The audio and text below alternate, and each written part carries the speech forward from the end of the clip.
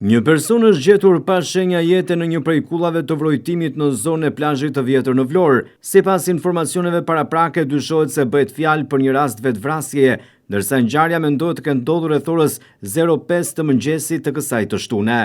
Në vend ngjarje kanë mbritur shërbimet e policisë, të cilat po punojnë për identifikimin e viktimës dhe zbardhjen e plotë të rrethanave të kësaj ngjarje.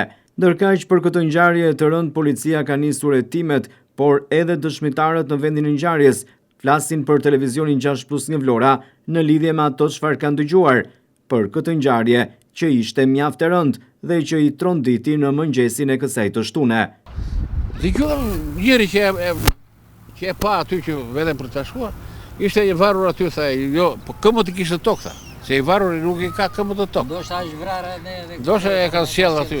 Se ju mendoni se mund të jetë vrarë? Po, tani unë nuk e pash, po sipas llafeve që thoshte ai kishte këmbë të tokë. E kish para ai një peshkatar që kishin, që tha si shtot këy tani. Qa moshe kishte? Nuk të themi dot se është Evangelist. Në çfarë ore? Tha nga ora 6:30 kish para ai. Po. Kishin njoftuar policinë? vetëm për një punë. E kishin njoftuar policinë, se kishin parë edhe të tjerë më përpara. E kishin njoftuar. Se ne unë 8:30 kam dalë, kështu që nuk pash gjë. As nuk e dija bile. Ishin më shirtë ato, po s'kishte gjë. Në atë kohë kem kaluar ne, kupton. S'kishte. Po ja këtu e kishin gjetur.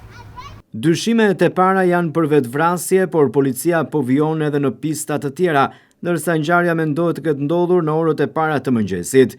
Ndërkaq autoritetet pritet që t'japin më shumë detaje pas përfundimit të hetimeve paraprake.